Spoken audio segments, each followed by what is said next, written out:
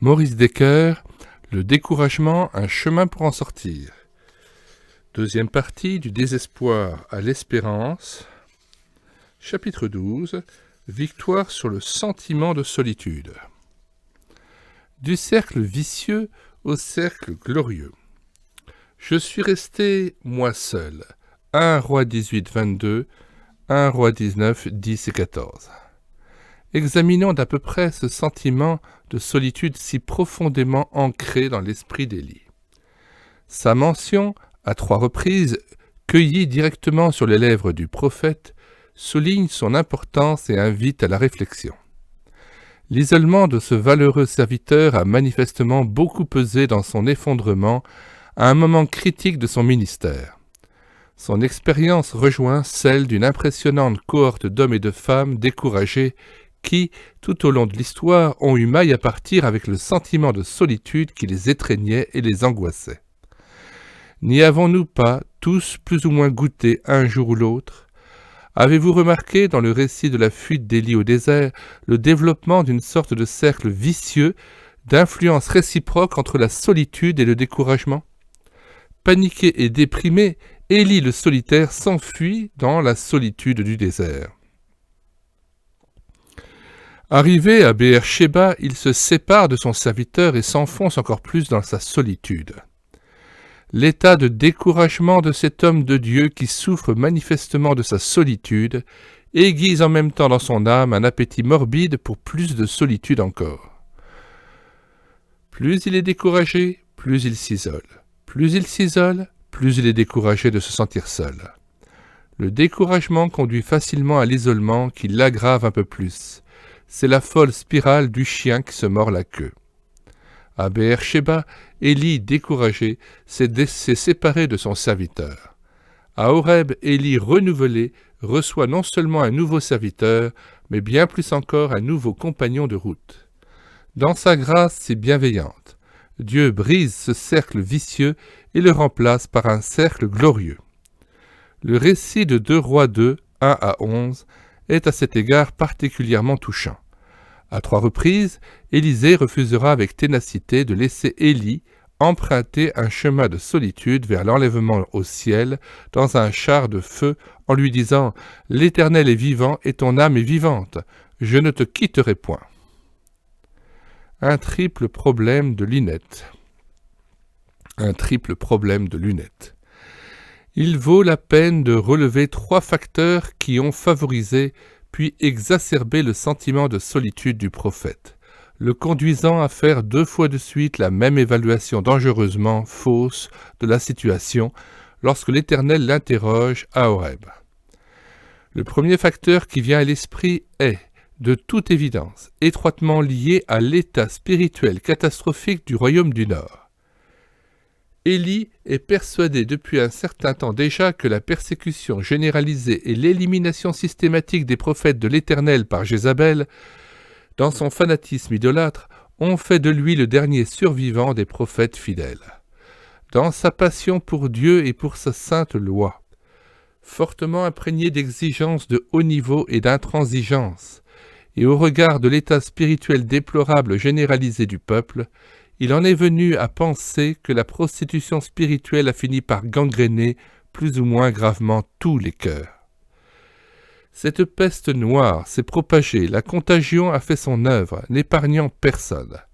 La situation est donc devenue désespérée et le poids qui pesait déjà sur son cœur et sur ses épaules est devenu de plus en plus lourd. Le revirement du mont Carmel l'a bien soulagé un moment, le remplissant d'espoir car laissant augurer un avenir plus lumineux. Mais l'attaque surprise de Jézabel aussitôt après la victoire a agi comme un été noir et une lourde chape de plomb s'est subitement abattue sur son âme déçue, dégoûtée par ce qu'il a aussitôt considéré comme un terrible échec. Le héros vainqueur d'hier a alors plongé en sous-marin fugitif dans les fosses abyssales d'une noire désespérance. Le sentiment de solitude a profité de cet état d'amère déception, mêlé de peur, pour revenir aussitôt à la charge et étreindre encore plus fort un cœur complètement déboussolé. Nous connaissons la suite. Un second facteur est inséparable du premier. Le sentiment de solitude d'Élie est le résultat quasi inévitable de l'expression dominante de son ministère prophétique, essentiellement orienté vers la condamnation et le jugement, conséquence inévitable de l'infidélité d'Israël. Un prophète de feu n'est pas le genre de personne qu'on invite facilement chez soi pour un moment de détente bien sympathique. Son vêtement grossier en poil de chameau ferait tache dans les salons élégants de réjouissances mondaines. Il est généralement perçu comme un rabat-joie qui met mal à l'aise. On a peur de déraper de la langue et du geste en sa présence, peur de croiser son regard réprobateur qui peut lancer des éclairs. Élie est d'ailleurs très peu loquace. Ses interventions sont brèves, parfois même quelque peu abruptes et lapidaires. Il n'est pas expansif pour un sou, on hésitera donc à lui confier ses problèmes, à le choisir comme confident. Un vide se creuse aisément autour d'un homme de si forte conviction, peu porté au dialogue. La défense passionnée de la justice et de la vérité conduit parfois à l'excès chez une personne cherchant toujours les erreurs à dénoncer et affichant une attitude de moraliste qui considère tous les problèmes de manière manichéenne. Une telle personne peut prendre l'habitude d'imposer sa loi dans toutes les controverses, et ce sur un ton qui implique que tout individu qui pense autrement est soit malhonnête, soit simplement stupide. K. Prior, note 1, Le responsable chrétien, édition Empreinte, 1993, page 54. Pour Élie, l'ennemi public numéro 1 pourchassé par la police du royaume, s'est ajoutée la nécessité incontournable de se réfugier, sur l'ordre de Dieu, dans une région isolée pendant une longue période. Il lui a fallu se terrer dans des grottes, vivre dans la seule compagnie des corbeaux du torrent de Kérit, avant de trouver refuge hors des frontières d'Israël, chez une pauvre veuve et son fils, eux-mêmes bien seuls dans leur détresse. Cette vie de fugitif mise au banc de la société par l'autorité en place a duré au moins 3 longues années. S'ajoute enfin un troisième facteur qui fait corps avec les deux premiers. Il s'agit de la personnalité même du prophète. Lorsque Dieu a appelé Élie pour faire de lui le prophète du jugement, il ne l'a pas fait sans tenir compte de son tempérament et de ses affinités. Élie n'était certainement pas un ennemi de la solitude, bien au contraire. Le possible bûcheron des montagnes de Galaad était beaucoup plus attiré par les forêts et les torrents que par les rues commerçantes de Samarie. Il ne devait pas se plaire beaucoup dans la foule ni rechercher une abondance de décibels. Il se sentait certainement bien plus à l'aise en compagnie des gens de la terre que dans le monde bruyant des citadins stressés et pressés.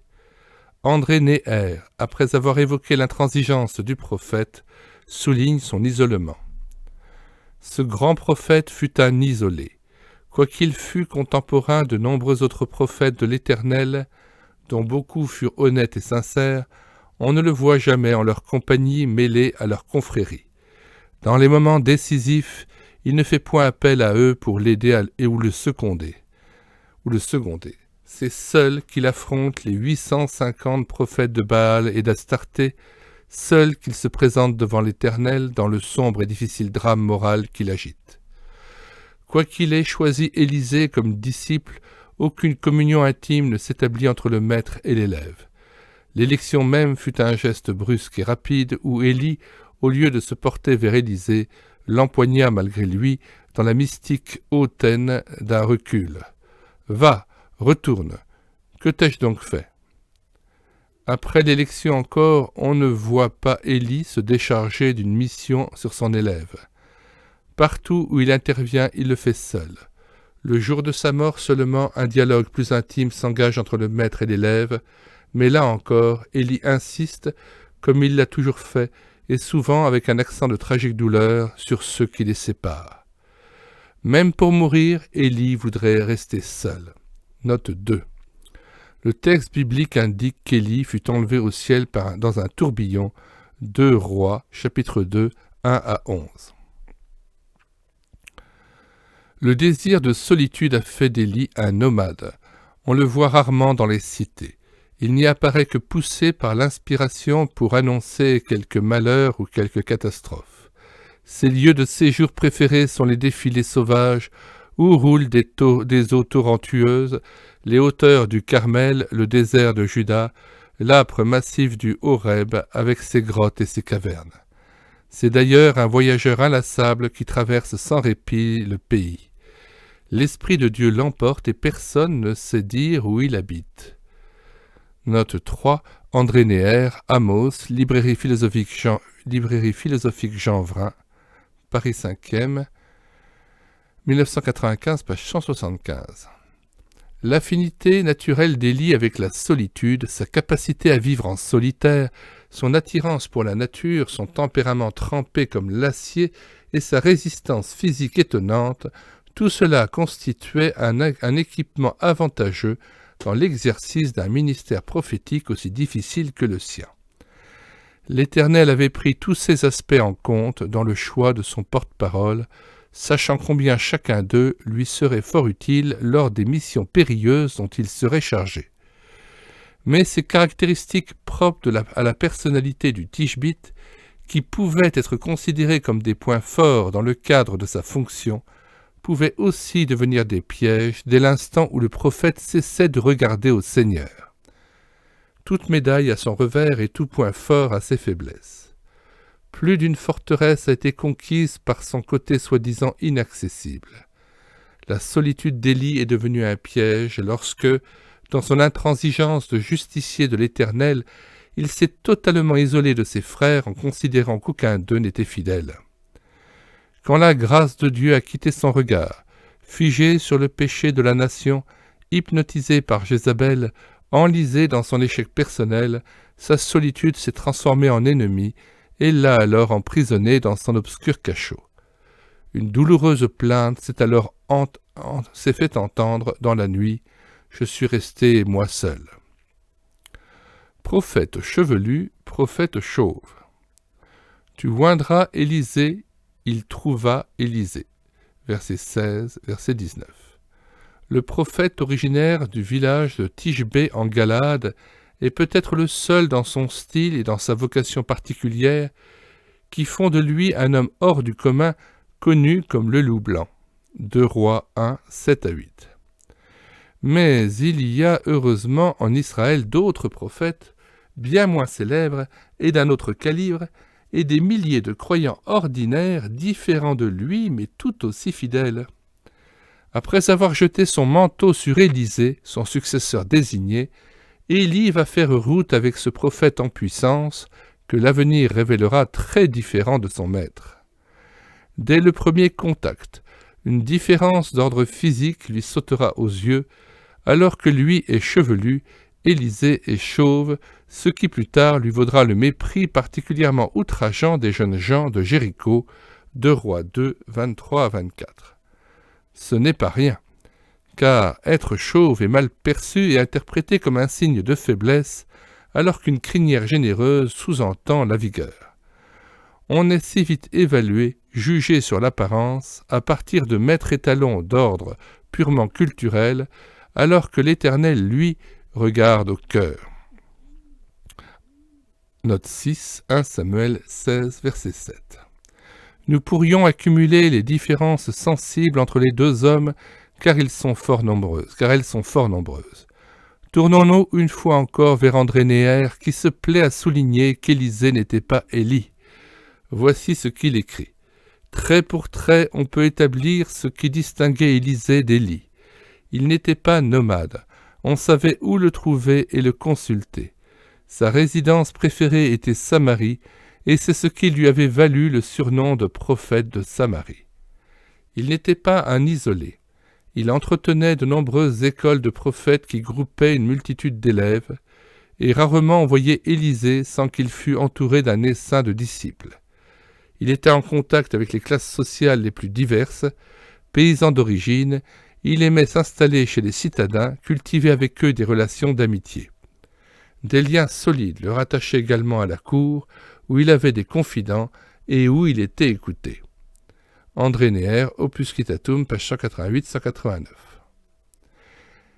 Élie, ce nom signifie « Mon Dieu est l'Éternel », est le précurseur de Jean-Baptiste, Matthieu 11, 14 et Luc 1, 17, le sévère prédicateur de la repentance qui lui ressemble beaucoup. Élisée, ce nom signifie Dieu et salut, annonce Jésus-Christ par certains de ses miracles et surtout par un ministère de compassion centré sur la délivrance et la vie. Le premier est essentiellement tourné vers la condamnation et le jugement, et le second est beaucoup plus le prophète de la grâce et du sourire de Dieu. Alors qu'Élie gémit encore sur sa solitude. Il ne sait pas qu'une perle rare et précieuse est cachée quelque part dans le tas de fumier d'Israël.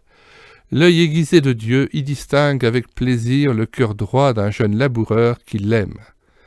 La qualité de sa réponse à l'appel de Dieu va le prouver.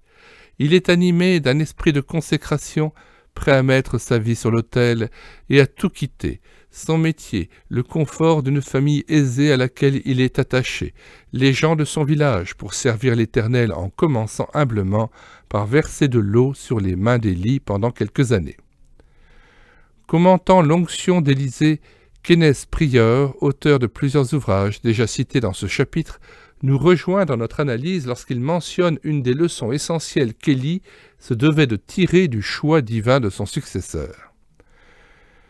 Comme beaucoup de responsables éminents et vieillissants qui furent tentés de voir en leur propre personne et en leur génération l'ultime espérance de l'avenir, il devait apprendre que Dieu allait utiliser un homme plus jeune que lui, doté d'une personnalité très différente de la sienne.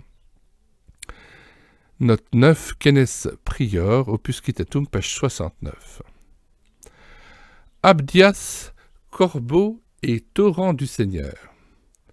Comme Abdias était en route, voici Élie le rencontra, chapitre 18, verset 7. Gardons-nous d'oublier et d'évoquer Abdias, l'intendant de la maison d'Achab, qui, d'une autre manière encore, vivait à la hauteur de son nom, qui signifiait « serviteur de l'Éternel ». 1 Roi 18, verset 3, nous signale que dans son cadre de vie pour le moins inconfortable, ce gouverneur du palais craignait beaucoup l'Éternel. Lors d'une rencontre tendue avec Élie, il n'a pas manqué de le lui faire savoir, veillant même à préciser qu'il était fidèle à l'Éternel depuis sa jeunesse et qu'il pouvait prouver le sérieux de son engagement envers lui. N'a-t-on pas dit à mon Seigneur ce que j'ai fait quand Jézabel tua les prophètes de l'Éternel ? J'ai caché 100 prophètes de l'Éternel, 50 par 50 dans une caverne, et je les ai nourris de pain et d'eau, chapitre 18, 12 à 13. Ce témoignage semble avoir glissé sur Élie comme l'eau sur les plumes d'un canard. La peur d'Abdias, qui courait de grands risques à dialoguer ainsi avec le prophète fugitif à cause de la haine implacable d'Achab envers ce dernier, l'a laissé de marbre. Seule sa mission comptait, et il le lui a fait savoir de manière abrupte. L'angoisse de son frère dans la foi semble ne lui avoir fait ni chaud ni froid. Tout en admirant son courage et sa préoccupation première d'obéir à l'ordre de l'Éternel, on aurait souhaité de sa part plus d'humanité, de sympathie, moins de rugosité de caractère. S'est-il seulement interrogé sur ce que ces 100 prophètes avaient bien pu devenir ? Où étaient-ils ? Que faisaient-ils ? N'avaient-ils pas été cachés par le même Dieu qui l'avait caché lui, de l'autre côté du Jourdain ? Abdias n'avait-il pas servi de corbeau du Seigneur et de torrent de Kérit pour les nourrir de pain et d'eau jour après jour ? Sauver, protéger et nourrir une centaine de prophètes de l'Éternel au nez et à la barbe d'Achab et de Jézabel n'était pas un mince exploit. Cela exigeait beaucoup de courage, d'audace et de désintéressement, sans oublier une forte dose de bon sens et de savoir-faire. Ce haut fonctionnaire l'avait fait à ses risques et périls parce qu'il aimait l'Éternel. Mais peut-être Élie le considérait-il comme un lâche et un infidèle parce qu'il travaillait au service d'un roi impie manipulé par une païenne abominable. Sans doute voyait-il cela comme un compromis coupable, inacceptable et intolérable. Pour ma part, je compte bien volontiers Abdias et les 100 prophètes dans les 7000 hommes fidèles recensés par Dieu comme ayant clairement refusé d'adorer Baal. Du point de vue de la personnalité, Abdias, était l'exact opposé d'Élie. C'était un homme beaucoup plus réfléchi et plus sensible. Il est difficile de l'imaginer en train d'exercer le ministère d'Élie d'une manière aussi directe et plus difficile encore de le voir faire la même chose qu'Élie sur le mont Carmel. Néanmoins, la position qu'il détenait comme employé d'Achab, comme chef du palais royal, lui convenait parfaitement. Il devait être particulièrement difficile à un homme de Dieu d'habiter le palais d'Achab, où un grand nombre de dieux étaient adorés. Cela demandait énormément de doigté et d'imagination. On a du mal à imaginer qu'Élie aurait eu suffisamment de tact pour survivre longtemps dans une telle situation. Il aurait probablement dit à Achab et Jézabel ce qu'il pensait d'eux en termes sans équivoque, ce qui lui aurait valu d'être expulsé ou même exécuté. Mais Dieu a eu autant besoin du travail d'un Abdias, que de celui d'un Élie en ce monde, qu'à prieur, note 10, Opus Citatum, page 55. Il y a encore un homme. Mais voici un prophète s'approcha d'Achab, chapitre 20, verset 13, voire aussi vers 22-28. Sans doute faut-il mentionner dans cette longue liste d'hommes fidèles contemporains d'Élie, liste établie par Dieu lui-même, ce prophète anonyme qui s'approche plusieurs fois d'Achab pour lui parler au nom de l'Éternel lors du conflit armé entre le royaume d'Israël et celui de Syrie vers 857 avant Jésus-Christ.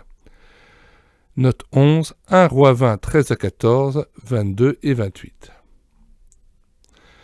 Lorsque, après avoir vaincu les Syriens, Achab laisse la vie sauve à Ben-Hadad, roi de Syrie, l'Éternel lui envoie un prophète fidèle chargé de lui faire part de son verdict de condamnation pour cet acte de miséricorde clairement dénoncé comme une désobéissance à la volonté divine. 1 Roi 20, 30-43. Le verset 35 présente ce prophète fidèle comme étant membre d'une des communautés de fils des prophètes qui existait à cette époque de profond déclin d'une nation rebelle à l'Éternel, dirigée par des rois impies et envahis par le culte de Baal et toutes sortes d'autres abominations. Le début du bref récit de 2 Rois 6, 1-7 nous livre une information intéressante à cet égard. Ces fils des prophètes sont assis devant Élisée. Ils se réunissent à ses pieds, donc, sous son autorité, et pour écouter son enseignement, en disciples désireux de servir l'Éternel. N'y a-t-il plus aucun prophète de l'Éternel ? Il y a encore un homme par qui l'on pourrait consulter l'Éternel. Mais je le hais, car il ne prophétise rien de bon, il ne prophétise que du mal. Chapitre 22, 7-8. En donnant cette réponse très significative à Josaphat, roi de Juda, Achab pense au prophète Michée, fils de Jimla. La conduite non conformiste de ce courageux porte-parole de l'Éternel va lui coûter cher. Après avoir été frappé par un de ces prophètes de cour professionnels qui n'ont d'autre préoccupation que celle de flatter leur souverain, il sera jeté en prison en 853 avant Jésus-Christ pour avoir osé prophétiser la mort du roi d'Israël lors d'une bataille imminente contre les Syriens. Achab mourra effectivement au soir de cette bataille. 1 Roi 22. Voici comment André Néher évoque l'intervention courageuse de ce Michée, fils de Jimla, qu'il ne faut pas confondre avec le prophète Michée de Moréchet, rédacteur inspiré d'un livre de l'Ancien Testament. Micaïou, le prophète authentique, est tout seul face à une masse ennemie et menaçante. Il a pour unique soutien l'inspiration divine, mais elle suffit pour l'équiper d'une force surhumaine. Il ne connaît qu'une seule loi, énoncer la vérité, fût-elle catastrophique. Il ne connaît qu'un seul devoir, dire la parole de Dieu, fût-elle en contradiction avec l'atmosphère politique, avec le désir du souverain, avec l'opinion publique même, unanime. Aucune concession de la part du prophète. La prophétie n'est pas un jeu, un masque, une institution pouvant se plier à l'opportunisme. Elle est l'expression de la volonté absolue de Dieu. Rien, ni la persuasion, ni la menace, ni l'insulte, ni le supplice ne peuvent réduire le prophète et l'amener à mentir. La vérité divine fait corps avec lui, les deux sont inséparables, et le prophète est prêt à mourir plutôt que de trahir Dieu. Note 14. André et René Neher, Histoire biblique du peuple d'Israël, Adrien Maisonneuve, éditeur 1988, page 398-399. Nous avons déjà d'abord identifié 3 facteurs qui ont favorisé puis exacerbé le sentiment de solitude du prophète, le conduisant à une évaluation totalement erronée de sa situation au sein d'Israël.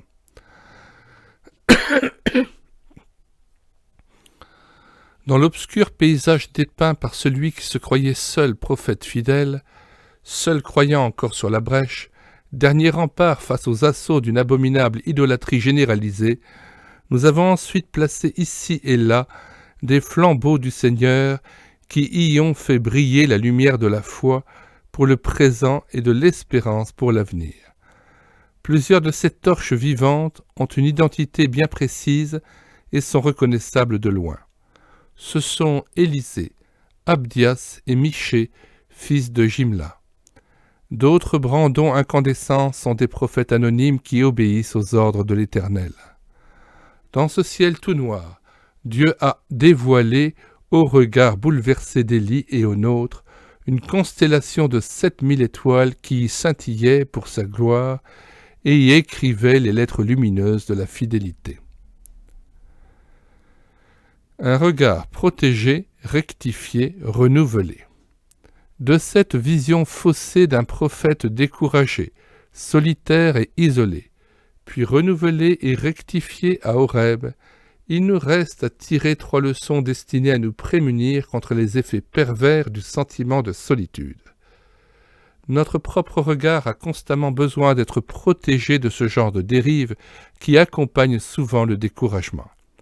Il a aussi besoin d'être rectifié et renouvelé dès que le sentiment de solitude s'empare de nous et commence à fausser nos évaluations. 3 solitudes malsaines correspondant à 3 affections oculaires doivent être ici dénoncées et refusées parce que génératrices de nombreux maux, dont le découragement et la dépression spirituelle. Une vision étriquée. La solitude de l'exclusivisme, du sectarisme. Nombreux sont ceux qui, séduits par l'esprit d'ouverture, de tolérance et d'unité à tout prix qui prévaut aujourd'hui, ont une vision très large, élastique, floue, généreuse de l'Église de Jésus-Christ et de ses contours, ceci au mépris de l'enseignement des Écritures. Par réaction contre cette forte tendance, mais aussi par tempérament, par l'éducation religieuse reçue, par attachement au milieu spirituel d'origine, et pour d'autres raisons plus ou moins faciles à identifier, il est trop facile de tomber dans l'autre extrême et de cultiver une vision trop étroite, étriquée et restrictive du peuple de Dieu. Seuls ceux qui sont exactement comme nous, qui appartiennent à la même tendance, qui ont des convictions et des pratiques exactement identiques aux nôtres, sont agréables à Dieu et seront un jour au ciel avec nous. Si par un invraisemblable miracle, nous en découvrions d'autres à notre arrivée là-haut, chacun d'eux n'occuperait bien évidemment qu'un minable strapontin. Aujourd'hui comme hier, veillons à ne pas opposer les Élis aux Élysées, si merveilleusement complémentaires dans leurs riches différences utilisées par Dieu. Gardons-nous de jugements hâtifs et superficiels qui nous font jeter le discrédit sur les Abdias qu'il plaît à Dieu de placer souverainement à des postes qui nous dérangent. Ne considérons pas que seuls les Michée, fils de Jimla, sont des prophètes fidèles à cause de leur non-conformisme courageux et que les prophètes anonymes qui exercent un beau ministère d'encouragement ne leur arrivent pas à la cheville. Nul croyant et nulle église ici-bas ne saurait à eux seuls faire briller avec le même éclat tous les diamants étincelants de la personne et de l'œuvre de Dieu en Jésus-Christ. Par sa vision étriquée et négative, l'exclusif à l'esprit sectaire est particulièrement vulnérable aux microbes virulents du découragement. Par son excessive sévérité et ses perpétuelles mises en garde, il est hélas aussi un redoutable semeur de découragement. Une vision hautaine, la solitude du légalisme et de l'orgueil spirituel qui voisine souvent avec la précédente. Certains croyants ressemblent à une girafe qui aurait avalé un immense manche à balai. Ils se croient si grands, si saints, si purs dans leur spiritualité rigide et hautaine, que leur regard passe largement au-dessus de l'immense majorité de leurs frères. Ils évoluent avec délectation dans le club très sélect des géants de la piété. Ils évaluent la myriade de Lilliputiens dans la foi à partir d'un dialogue démesuré de lois pharisaïques qu'ils croient bibliques alors qu'elles ne le sont pas. Ils se barricadent derrière la barrière protectrice d'une multitude de règles humaines pour échapper à la souillure du péché. Leur préoccupation majeure tourne autour du seul respect méritoire de ces règles à n'en plus finir. Tels de monstrueux cyclopes, ils n'ont plus qu'un seul œil énorme au milieu du front, celui de la critique permanente et virulente des défauts d'autrui. L'œil souple de la grâce a fini par disparaître, avalé par le gouffre vertigineux de l'orbite gigantesque contenant l'œil rigide de la loi. Ils ont la seule réponse valable à toutes les questions et sur tous les sujets. Leurs arguments infaillibles sont évidemment indiscutables. Et à partir de leurs critères d'excellence, ils jugent, soupèsent, tonnent, foudroient, fusillent, excommunient et font ainsi le vide autour d'eux. La suffisance, l'attitude distante et hautaine, les critiques à n'en plus finir, l'agressivité et la susceptibilité creusent un profond fossé autour de leur auguste personne. Ils se sentent isolés, finissent par souffrir de solitude et se mettent à gémir de ce que personne ne vient leur tenir compagnie. Je revois notre fils Emmanuel, tout juste âgé de 6 ans, qui venait de découvrir un hérisson roulé en boule sur notre pelouse et qui tentait vainement de le caresser. Le légaliste, enfermé dans la solitude, dans la solide armure de son orgueil spirituel, est lui aussi fort bien placé dans la liste des lauréats du prix d'excellence de la solitude. Je répète, le légaliste enfermé dans la solide armure de son orgueil spirituel est lui aussi fort bien placé dans la liste des lauréats du prix d'excellence de la solitude. Il parle haut et de haut. Or, le croyant ne doit pas ressembler à un haut-parleur. Ces appareils ne font que du bruit, et c'est pour cela qu'on les place loin l'un de l'autre, toujours solitaires. Le croyant haut-parleur finit de même par s'isoler des autres. E. Egberts, Opus Citatum, page 133. Une vision superficielle, la solitude du complexe du minoritaire. Pendant la guerre du Transvaal, 1899-1902, menée par les Boers contre la suzeraineté anglaise en Afrique du Sud, un homme fut reconnu coupable d'avoir commis un crime très particulier. Il fut accusé de découragement. Alors que la ville de Ladysmith était attaquée, ce moustique circulait parmi les soldats qui la défendaient et les harcelait de paroles défaitistes, véritable piqûre douloureuse leur inoculant le virus du découragement. En fait, il s'agissait d'un traître qui s'était infiltré dans les rangs de l'ennemi pour l'attaquer très efficacement sans avoir besoin d'un fusil. Il passait son temps à aller d'un soldat à l'autre, soulignant la force écrasante des attaquants fortement majoritaires et l'impossibilité de se défendre efficacement contre leurs assauts. Il se plaisait à seriner à qui voulait l'entendre que la défaite était absolument inévitable. La ville n'allait pas tarder à être prise. Nous avons un ennemi rusé qui s'infiltre dans nos rangs pour nous empoisonner la vie avec le complexe de minoritaire. Le complexe de minoritaire. Il sait même utiliser des croyants particulièrement vulnérables pour inoculer ce virus spécifique du découragement. Pour parvenir à ses fins, il déploie ses charmes pour séduire ceux qui sont très sensibles à l'importance du nombre et qui craignent la solitude comme la peste. Se savoir dans le camp de la minorité favorise souvent le découragement. faire partie du dernier carré des fidèles, voilà de quoi vous mettre le moral dans les talons, à moins que vous ayez l'étoffe d'un héros. S'imaginer être le dernier soldat fidèle au poste doit générer un sentiment de solitude insupportable. Lors d'une des nombreuses guerres entre Israël et la Syrie, le serviteur d'Élysée fut pris de panique au saut du lit quand il découvrit que son maître et lui étaient à la merci d'une forte troupe de soldats bien armés qui encerclaient la ville. 2 Rois 6, 8-23. Ils avaient pour unique ordre de mission de s'emparer du prophète. Et lorsqu'Élysée vit le complexe de minoritaires s'emparer de son serviteur angoissé, il réagit aussitôt en lui disant « Ne crains point, car ceux qui sont avec nous sont en plus grand nombre que ceux qui sont avec eux. » 2 Rois 6, verset 16. Puis il pria, demandant à l'Éternel d'ouvrir ses yeux pour qu'il voie. Et l'Éternel ouvrit les yeux du serviteur qui vit la montagne pleine de chevaux et de chars de feu autour d'Élysée. Verset 17.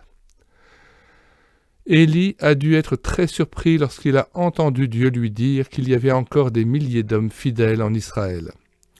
L'Éternel a, en quelque sorte, ouvert les yeux de son serviteur pour qu'il voie la situation avec les yeux de Dieu. Élie s'est alors rendu compte de son énorme erreur d'évaluation et des maux destructeurs qu'elle avait engendrés dans son âme lassée. Il faut dire qu'en son temps, il n'y avait ni journaux, ni radio, ni télévision. Il n'y avait pas d'avion, pas de train et pas de voiture. Nous avons un immense avantage sur Élie dans le domaine de l'information grâce à tous les moyens de communication que nous offre notre époque. Peut-être ne sommes-nous qu'une poignée de croyants dans notre localité, dans notre région, voire dans notre pays, mais rien ne nous empêche d'élargir notre champ de vision en utilisant les moyens qui sont à notre portée. Là où règne encore la liberté religieuse, nous pouvons en profiter pour lire, échanger du courrier, participer à des conventions, congrès, camps, retraites, pratiquer le jumelage, accueillir dans l'église, suivre des reportages, écouter des rapports missionnaires, etc. Une vision grandiose. Lorsque nous souffrons d'être en petit nombre et que ce sentiment de solitude nous pousse vers les marécages du découragement, souvenons-nous alors que notre vue du peuple de Dieu est très limitée. Nous avons une multitude de frères et de sœurs dans la foi partout dans le monde.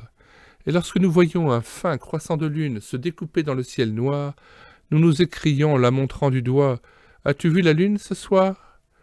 Ce n'est après tout qu'un mince croissant, mais dans notre esprit, c'est la lune tout entière que nous désignons et admirons. Ce que nous voyons autour de nous n'est qu'une partie de la vérité. Il nous faut prendre en compte la souveraineté de Dieu, son autorité sur les puissances de ce monde et le fait qu'il pourvoit à l'avenir. Je répète, il nous faut prendre en compte la souveraineté de Dieu, son autorité sur les puissances de ce monde et le fait qu'il pourvoit à l'avenir. Il continue à préserver un groupe de croyants fidèles bien plus important que nous ne l'imaginons dans nos moments les plus pessimistes. C'est l'une des manières dont seront consolés ceux qui sont suffisamment sensibles pour éprouver de la tristesse. Note 17, Kenneth Prior, Opus Citatum, page 1070. Combien l'apôtre Jean, ce vénérable vieillard sans doute nonagénaire, condamné aux travaux forcés sur l'île de Patmos, en mer Égée, dut-il être bouleversé et encouragé lorsque, dans une vision grandiose, il découvrit la présence devant le trône et devant l'agneau d'une grande foule que personne ne pouvait compter, de toute nation, de toute tribu, de tout peuple et de toute langue. Apocalypse 7, verset 9. Le désert et le pays aride se réjouiront. La solitude s'égaiera et fleurira comme un narcisse. Elle se couvrira de fleurs et tressaillira de joie, avec chants d'allégresse et cris de triomphe. Car des eaux jailliront dans le désert et des ruisseaux dans la solitude. Le mirage se changera en étang et la terre desséchée en source d'eau. Ésaïe 35, 1-2 et versets 6-7.